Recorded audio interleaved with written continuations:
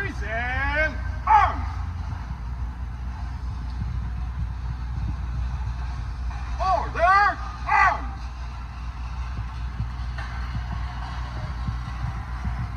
Short arms! About face!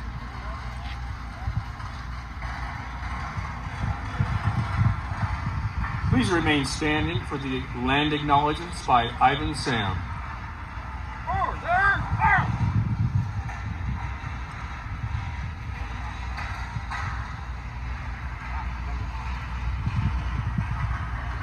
Yate she Ivan Sam kia Kiani Slon Twohe Glini Bashichin Kamahadashi Che Do my Deski Zidashanella Put out the Nensle. Hello, my name is Ivan Sam. I am full-blooded Diné from the Navajo Nation. I'm a U.S. Navy veteran. Just like to welcome you all to the Veterans Art Project statewide pop-up arts cafe here at the California State Capitol West Steps. Right now, I would like to start with the call to acknowledge First Nations of this land, the traditional, ancestral, and unceded territories of the Miwok Tribal Nation. Their traditional territory, and it is also important to acknowledge that this land remains the shared space amongst them. Today, I would like for you to join me by learning more about the local indigenous tribes in your community and getting to know the land they once occupied. Responsibility, taking action, and acknowledging First Nations and their land. The acknowledgement of indigenous lands ultimately provides exposure and a learning opportunity for individuals who may have never heard the names of the tribes that they have and continue to live and learn from the land they are standing on. It is also worth noting that acknowledging the land is indigenous tribal protocol, and the practice establishes a respectful routine and habit of supporting reconciliation. Building relationships. Land acknowledgement by itself is also a small gesture. Oh, say, can you see by the dawn's early light what so proudly we hailed at the twilight's last gleaming, whose broad stripes and bright stars through the perilous fight o'er the ramparts we run was so gallantly streaming, and the rocket's red glare, the bombs bursting in air, gave proof through the night that our flag was still there. Oh, see, does that star-spangled banner yet wave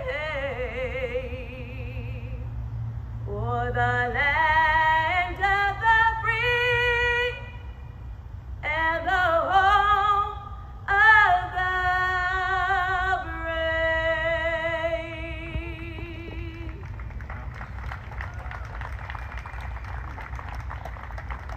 Forward there!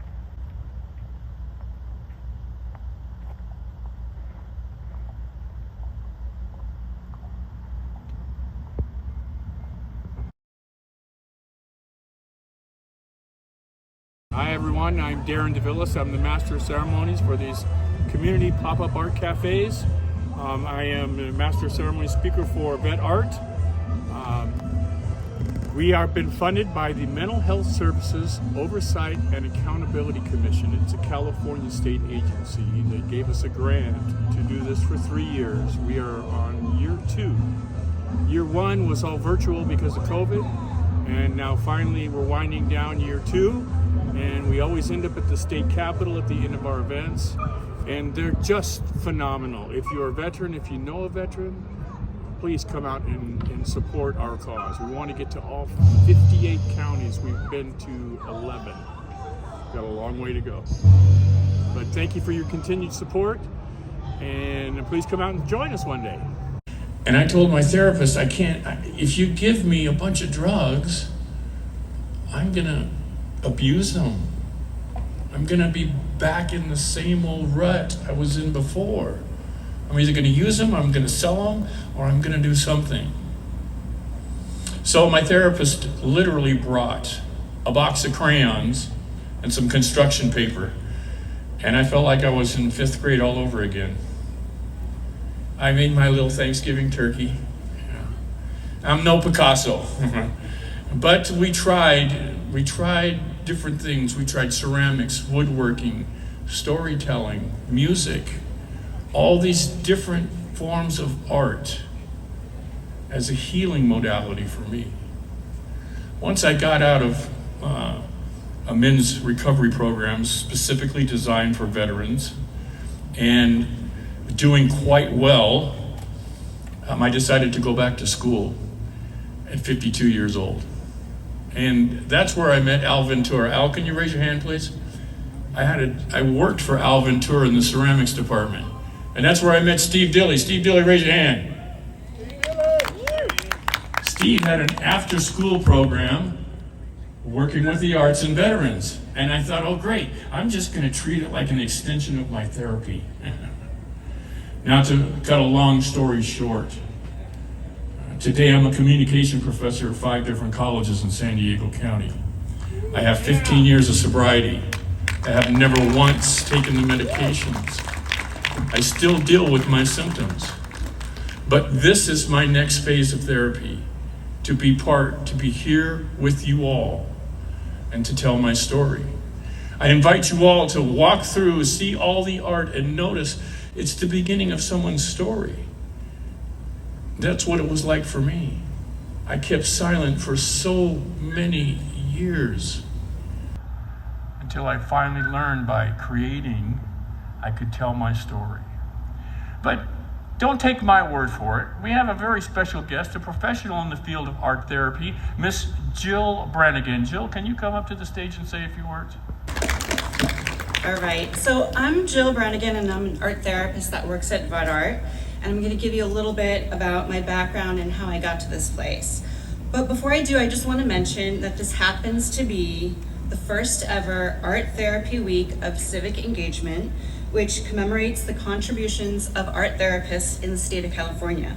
This resolution was passed right here by our California state legislators. So how awesome that we're doing this right here during this week. 20 years ago, while living in New York City, I was working a corporate job. My husband and I were enjoying a leisurely walk to work on a beautiful fall morning. That morning was September 11th, 2001. While watching the horror of 9/11 unfold in real time, I was traumatized but also moved to pivot my life in a different direction. It was clear that the situation would call upon our servicemen and women to defend our nation over the next several years. I wanted to help and offer my support, so I quit my job and decided to study to become an art therapist.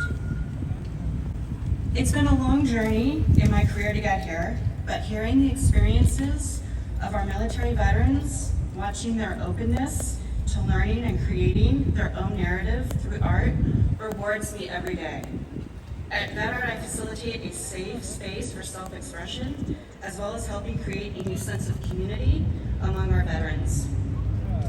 Through history, we've used imagery before we had words or language. We process imagery faster than language, and that shows you just how powerful and important art can be in expressing our feelings and emotions. So I encourage you today to keep that in mind as you visit with our veteran artists and their artwork, to be mindful of how their art makes you feel, what message, if any, is being conveyed. Ask questions, listen to their stories, and be open to them sharing their journey. Thank you. Good morning. Thank you for allowing me the opportunity to share my story. My name is Tonya Service, and I'm a 10-and-a-half-year Air Force veteran. I struggle with military sexual trauma, PTSD, anxiety, and chronic pain.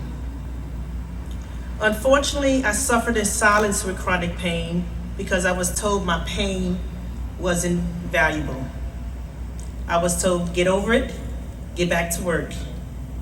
I was told it was all in my head. I was told my PTSD was just anxiety and that I would be okay. I suffered in silence behind the mask for decades because I thought I didn't have a voice. Well, I no longer have to suffer in silence. And you're gonna hear my voice.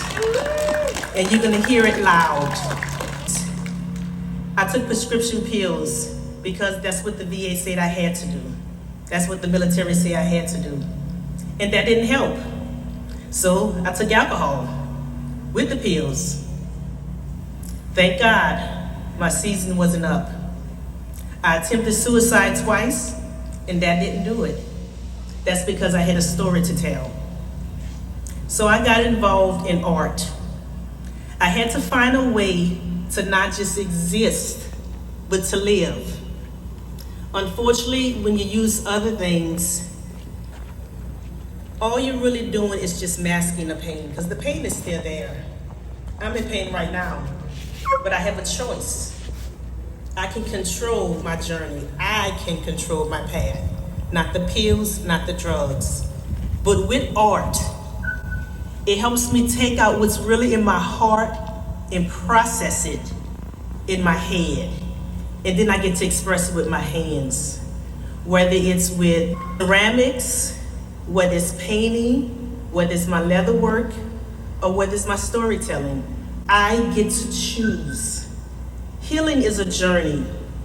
You have to decide and make the choice that you want to live and not just exist.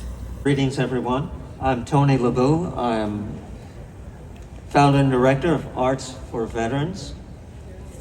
I've been a community partner with Steve in VetArt for several years.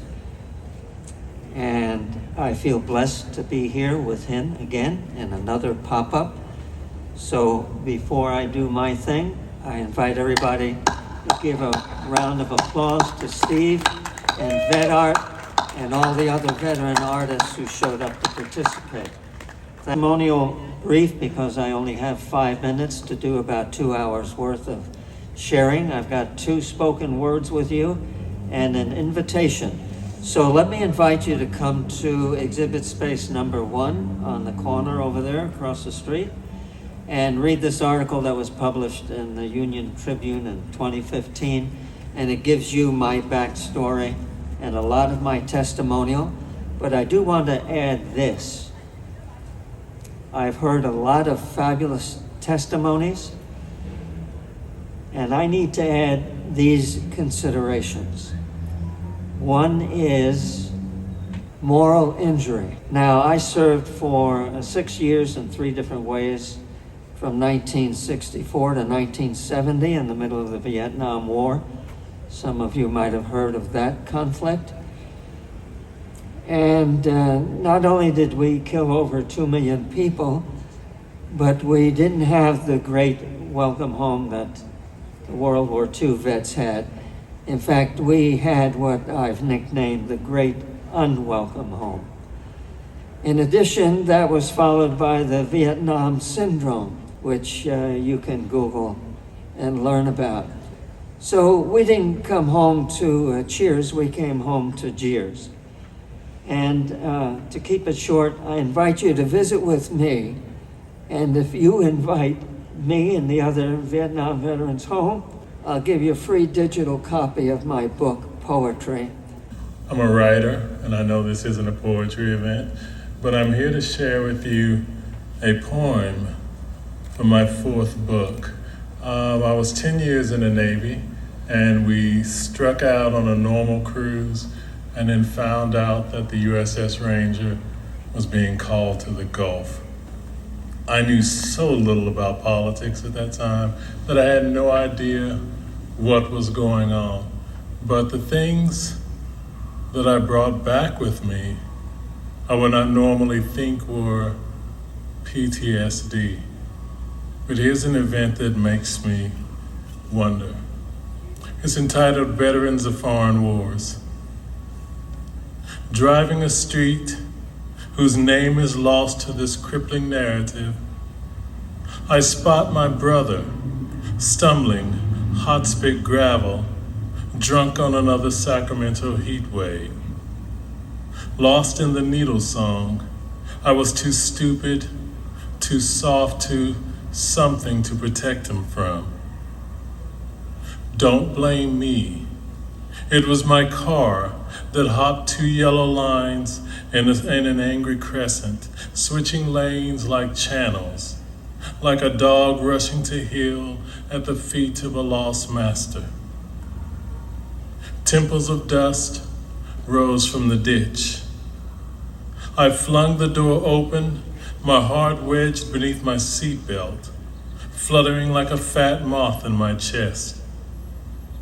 Either stifling heat or grief baked my mind simple. Yes, this man's Pompeii-flaked skin and helpless grin are the same as the brother I knew, trapped in a body ravaged by mortar fire, a prison where all the keys are swallowed by angry gods. But I lost that brother 2 decades ago in an Iraqi leap away. This stranger's wariness says all you need to know about the silence between that afternoon and me, those last seconds. A sparrow dead on its perch. His shoulder brushed my bumper as he listed through a fresh wave of dust devils. What he mumbles at my closing door before sliding away, I will never know. But I believe it was, "I love you." As my car dug out of the ditch, I swear to you, that's what he said. Thank you very much for coming out today. Thank you, Jason, for inviting me. Was a homeless veteran in 2008 holding a sign. I lived with undiagnosed PTSD for 30 years. And in that 30-year period, I got to know the state on a different level. As far as incarceration goes, I lost custody of my children, not once, but twice, and had to fight to get them back. When I finally got my diagnosis, they used adjectives like, it's complicated, it's individualized, it's chronic. And in that 30-year period, I was self-medicating to deal with my symptoms. And that in turn led to my incarceration, losing my family, and all those horrible things, homelessness that comes along with trying to take care of yourself. But then I met a therapist, and the therapist recommended, first and foremost, that I try art as a healing modality for my PTSD. Oh, and by the way, let me mention that the VA used terms like unemployable, and I was devastated. Now, the VA wanted to give me a shoebox full of medications. I stuck with the VA and what they wanted to recommend. And as I talked about the conflict I had between taking medications and going back and forth, but then the relationship I started building with my therapist is irreplaceable, I can't put any particular value on it. It's just helped make me the man that I am today. And then along came Steve Dilley. For Steve Dilley, everybody. A man who is not a veteran himself, but his passion and his desire to help veterans, well, here it is in front of you. We've been doing this for 2 years now, once virtually, and now in person. Ladies and gentlemen, put your hands together for Steve Dilley. Thanks, Darron. And I'm in no way going to bore you with some kind of long discussion, but I do want to mention that And I'm looking at the faces of the participants that have been mentors and who have become friends, and the artists, the work that you do. I want to say thank you. This day is your day. Let's enjoy it. A person who is really important in my life, my wife, Michelle Horsley. She can stick her hand up in the air, right? She's sitting next to her dad. Know who the biggest supporter of VetArt is. Michelle would be that person. And then Jason Jong, could you raise your hand? Hearing about veterans pop-up art cafes for a while, and we know all about them. We just haven't been to one yet, and so this is fantastic, and we're very happy to be here. It's been great to meet everybody as we've been walking around and seeing all the art and meeting all of you who put it together. You know, the commission is behind doing innovative, interesting, different ways of bringing mental health services to many different populations. And there are 9 specific that we focus on with advocacy, and veterans is one of those. It's all in all a $6 million investment every year to bring advocacy, training and education and outreach and engagement on behalf of veterans' mental health. And so what that means is that we are investing in an organization like VetArt here to provide both local level advocacy to boards of supervisors, city councils, whoever makes the decisions at the local level about where mental health dollars go. We want to make sure that veterans are the voice they hear. And the same thing is true with state leaders, statewide partners, those who work in this office, this building behind me. We want to make sure that veteran voices are the ones they hear about the needs of veterans, because you know best about what you need. And so we're very proud to be partnering with VetArt, and very happy to be here today. You know, as I've been walking around, I've been thinking about, I'm a marriage and family therapist, and I love positive psychology and all the study and research about what makes people happy, that make people happy. And I think you've all figured that out. There's community here, there's friendship here. There's also engagement here. You know, when you're putting together a piece of art, I don't really know because I'm not an artist. And I'm also a veteran, so I'm not sure why to say we're very happy to be partnering with you. But when you're putting together your art or you're doing your music, you're totally engaged in that effort, and you're pulled out of anxieties, and you're pulled out of some of your isolation, depression, and the trauma experience. And so creation art is so important. And then it's also important for us to walk around and look at what you've done. That pulls us out of what we're going through. And so it's just been great to walk around and see this. And so very proud to partner with VetArt. Very happy to be here today. Thank you very much for everything you do. Thank you for living in a way that's bringing you health and well-being, and bringing that to all of us as well. So also thank you for your service, and to all the artists here, and to all those from VetArt who put this event together. This is great, and we're just happy to be here. Thank you. Mental health especially is our family, and they're left behind. So this song is called For the Family. Where are you now? Where are you now? This one's for the families of all the soldiers. This one's for the families of all the dead. This one's for the children missing mom or dad.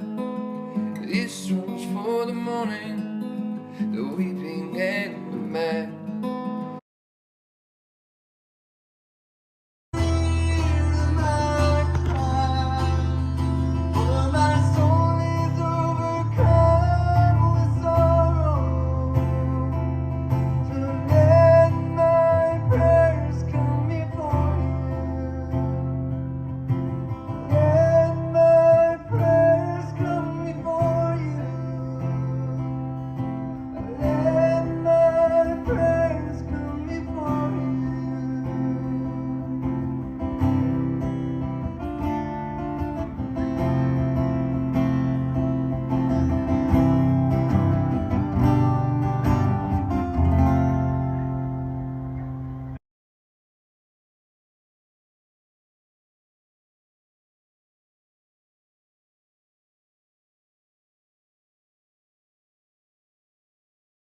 How did you come about making this book and these little dinosaurs or whatever they are?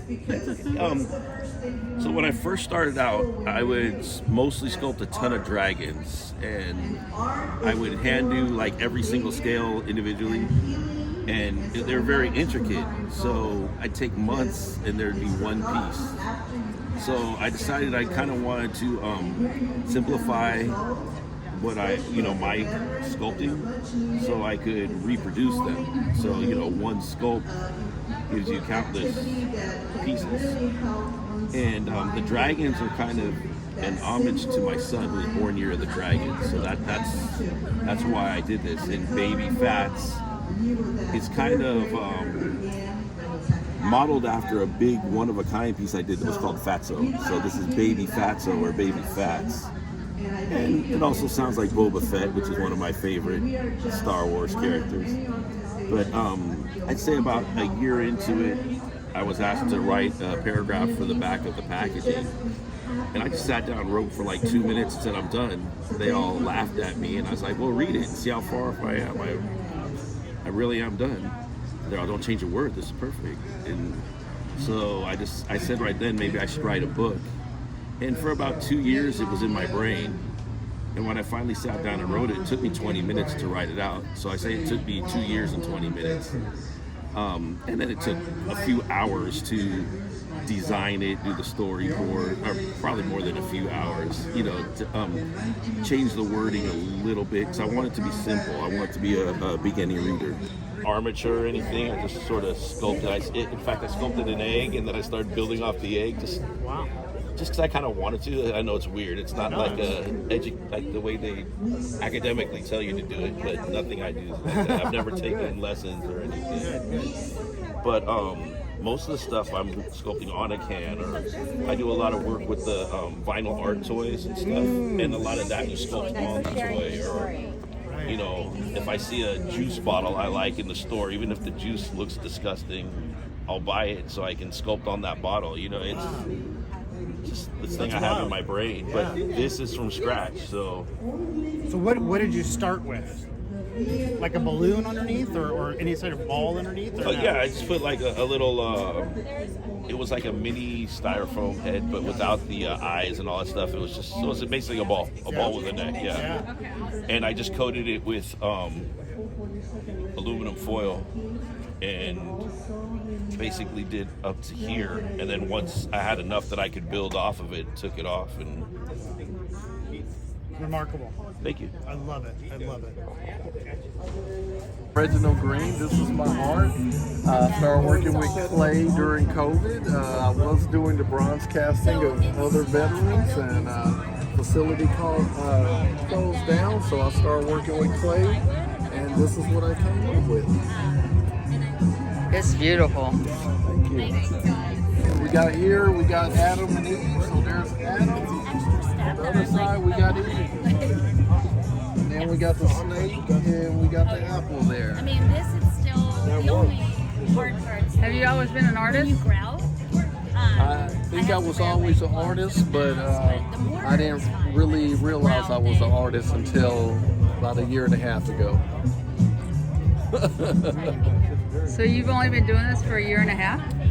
I started doing this during COVID.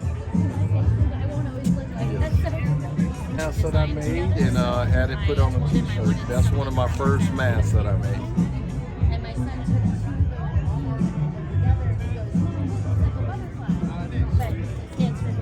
And where are you out of?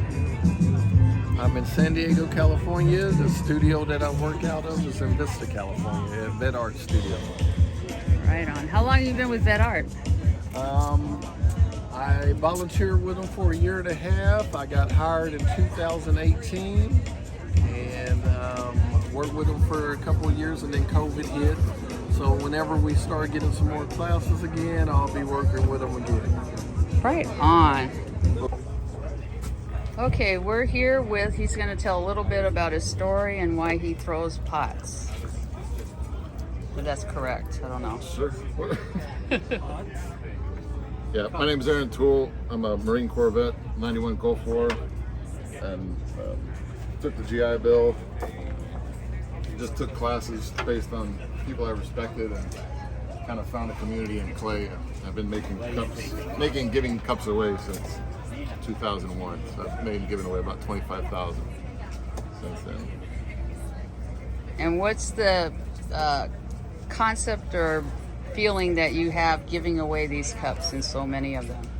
Well, the thing I know they talk about art being healing, but I think what's really healing is finding community, and it's been a way to come back to the civilian world through the cups and through conversations, right? I have stories about all the images on the cups and what they mean to me, but what I think is more important is you take the cup back into your life, and then somebody you know, love, and trust, they can tell you a story, right? Like my father didn't talk about his war, my grandfather didn't talk about his war until I came back from my war. And I didn't understand it until I had a kid. And you know, he said one day, he's like, Dad, how come you were bad and now you're good? And I said, what? And he said, you were a soldier, right? And I just, you know, let's go watch SpongeBob, right? To be demonized or idolized for something you did or didn't do in a context you can never explain, it feels easier just not to talk about it. Thank you for your time. Sure.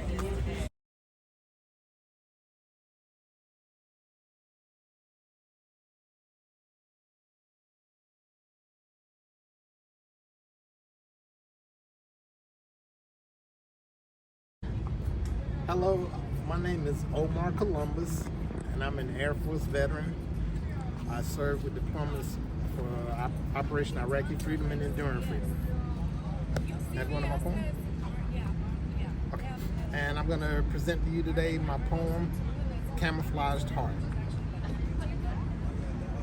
War makes humans human. Conflict is universal. From the beginning, there was war, before I was born and lifetimes afar. Battles rage as mankind ages, yet never learns from past mistakes or from stories of those who live to tell of what war remains, a living hell. I had never been more present than at that moment. Standing there in a desert land, hearing a foreign language I could not understand. Camouflage dressed so that I could blend in. Desensitized to suffering and pain, only a camouflaged heart remained. A predator drone loitered above, waiting to dehumanize the enemy. With my weapon in hand, encircled by sand, requesting a drone strike, reports of Taliban, with drone sights locked on to an evading man, left his truck in the sand and away he ran. But with crosshairs locked on, the moving target engaged, the coordinates called in, hellfire missiles rained. Dust and blood splattered and settled, my life forever changed.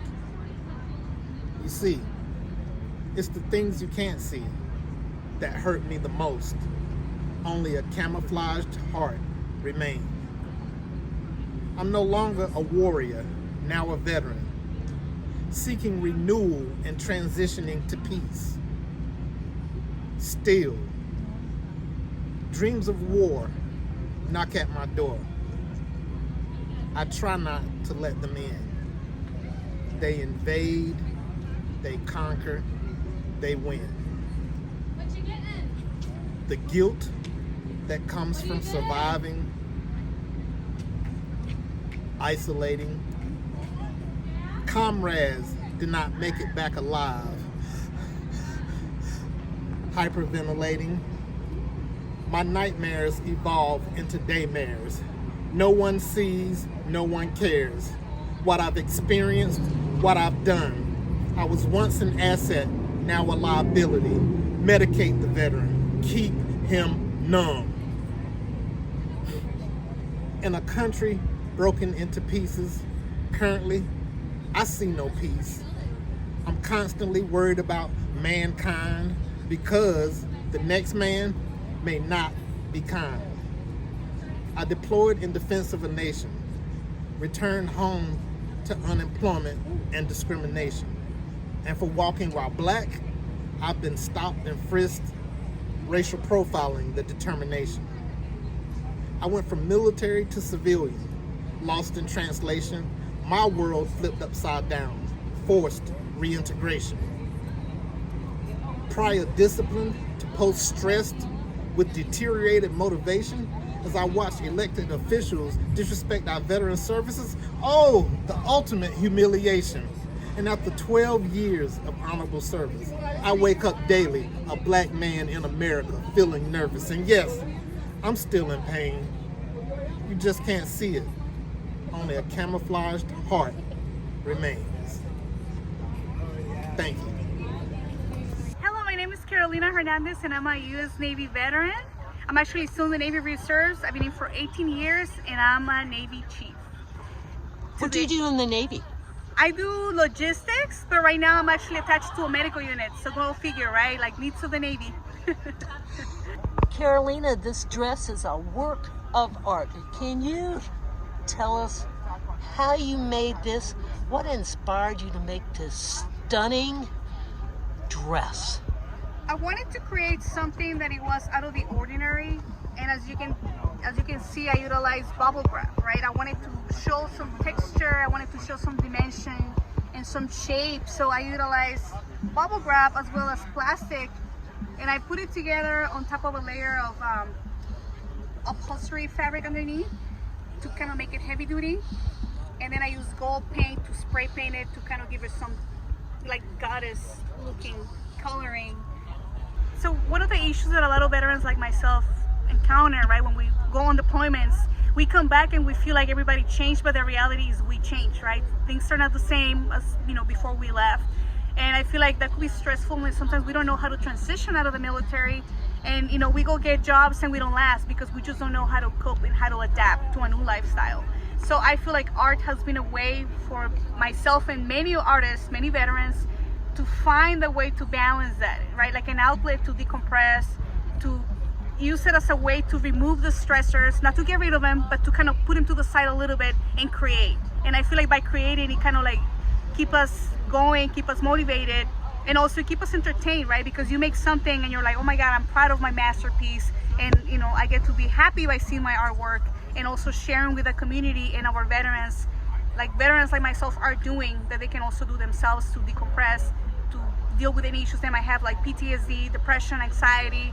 And it could be in so many forms. It could be ceramics, it could be painting, it could be fashion, like in my case, right? Or it could be just writing, doodling, you name it. It can go in so many ways.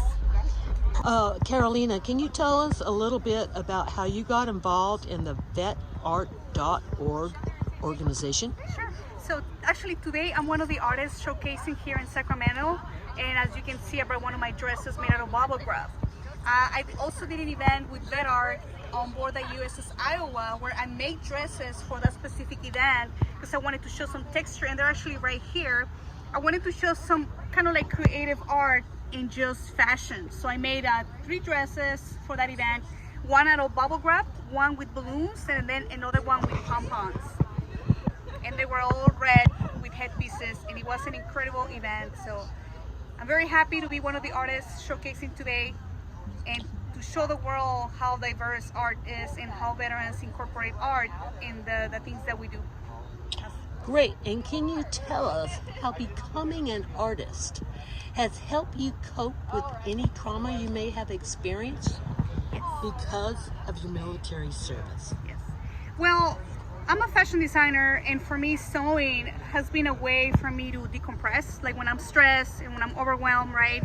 Not to mention, I've been deployed 4 times, so during those times, you know, you have to go away, leave everything behind, right? And when you come back, you feel like you changed, but it's kind of like, you feel like the world changed, but the reality is you changed.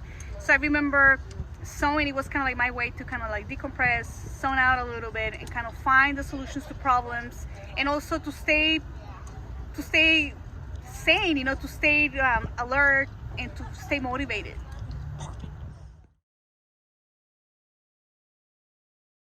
All right, so tell me a little bit about you and why you're here.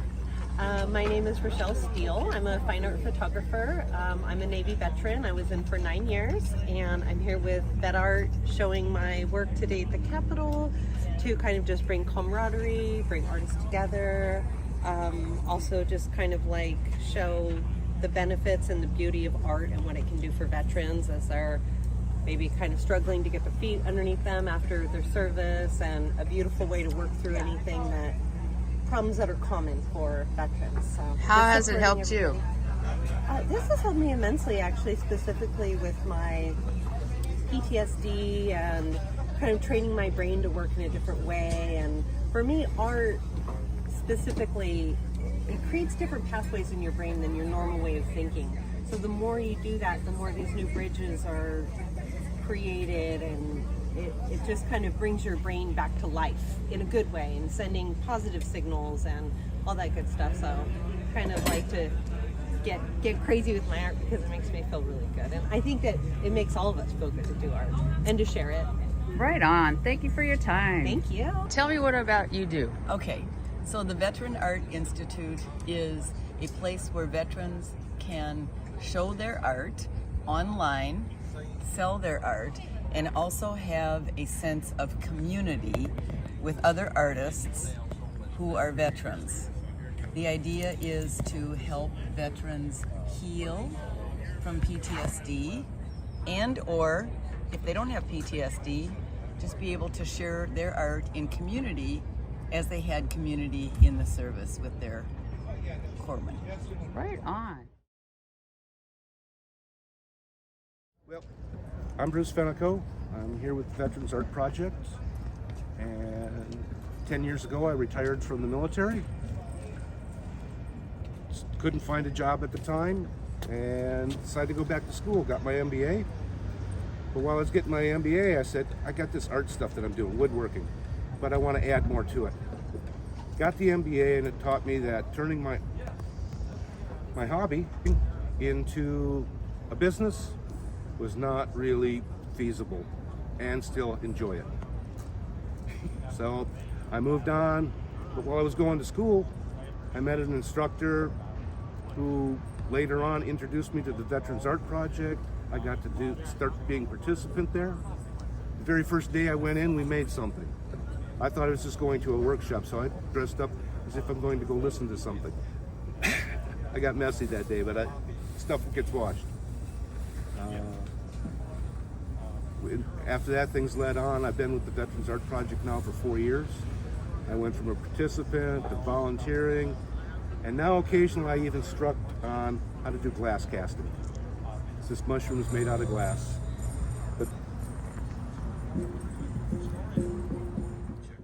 So today we're in Sacramento, and I would like to interview Phyllis Thomas, who's a Navy veteran and a wonderful artist.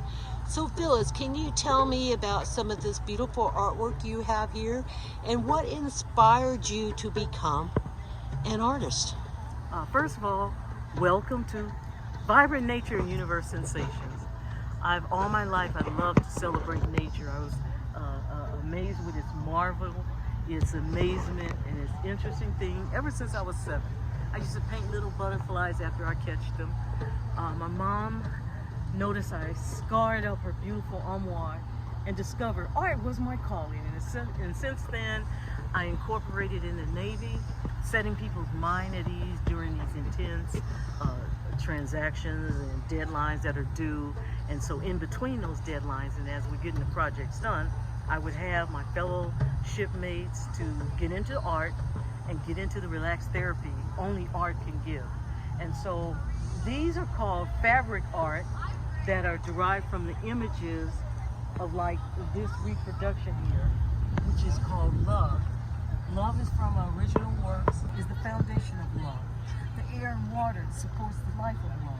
The vegetation feeds the love, thus the seeds, and the gripping of the warmth brings forth the seeds, which is the entire byproduct of love. And this one here is a fabric of an original art called Water is Life, another Vibrant Nature and Universal Sensations series, which speaks of water, how it impacts our lives, how it keeps us vibrant, and how it keeps us going, and at the same time, its beauty magnified us as far as the inspiration and the respect we have for nature and its grace. So there it is. And we are here today with the VetArt.org organization. And can you speak to how they have impacted your life as a veteran? Oh, absolutely. Bravo to Steve Dilley of VetArt. And basically, he provides the beautiful settings that we can tell stories as per our art. How art empowers us and impact our very existence and get us over the hump of any ongoing conditions of PTSD, MST, and all other related matter. VetArt has been a very, very vital, platform for me to present my art, to tell my story, and to be who I am, and to keep practicing art. And as long as the VetArt has been there, I'm happy to provide ideal art to empower others, to evoke their senses. I'm Malika, Humphrey, and I have a testimony about life after the military. I'm an Air Force veteran. There were times where I felt lost and felt I had lost my sense of purpose. So we were Guns N' Roses. I have a Guns N' Roses tattoo on my chest because I feel like it resembles me as specifically like Black women. We have to present this mask and be hard and like independent, and we don't need anyone, you know, but at the same time, we have a place in our heart where we want to be vulnerable and soft and transparent and get our voices heard, but we just don't know how to show that, and we just have to start.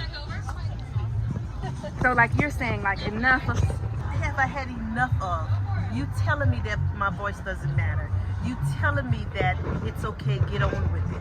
Well, there are times that I can't get on with it, and all I want is your solid support, not to be silent with it.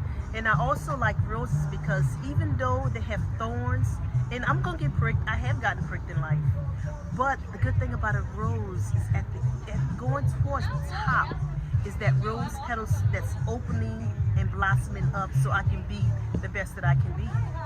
And that's why I love the butterfly, because I'm always breaking free from something. You know, either I'm going through something, I've gotten out of something, or I'm getting ready to go through something else. And I just have to continue to break free and evolve. And I love the heart because we just don't have enough love in the world. And I'm like, just spread love. You know, just love on someone else. We can agree to disagree. You can be vulnerable and me not understand why you're vulnerable, but I can still love on you anyway. I can still embrace you where you are. Not where I want you to be, but where you are in that moment. And that's what's beautiful about art. We get a chance to express who we are in our moment. Yes, yes. Hi, Tonya. Hi. We have this mentality, let me reach up and grab it all. But what if, while I'm reaching up, I pull my hand down and I help pull you up? And while I'm still reaching, I'm still pulling you up. Because it's okay if you surpass me. Because I may be weak at the moment and have to drop my hand down and then you grabbing for me. It's that starfish mentality. Each one, help one. Reach one, teach one. And we can do it all together as a community. We have to get back to community. Instead of being me, me, me, let's help each other become the best that we can be. I'm Kiyo Soto, Kiyo Sato, Kiyo Soto, and I was born in 5823 on a farm, 20-acre farm by Mather Field, where most of us grew up. I grew up with 6 brothers and 2 sisters. Wow. All younger than I am. I was big sister to all of them. You're the oldest? Oldest, yeah. And a great family. I don't know how my mother ever took care of all of us and fed us all so well and loved us so much, you know? And this is probably why I'm still standing.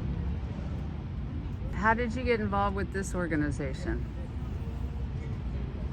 Well, my brother was a veteran in the 442nd Regimental Combat, and so was my other brother was in the military intelligence service. Both organizations got the Congressional Gold Medal, not a few years back. Oh, I have the medal over there. Yeah, and so then one of the no, do you know how this got started on our VFW? They tried to apply for membership in the regular VFW. Yeah, so just join with me on that one.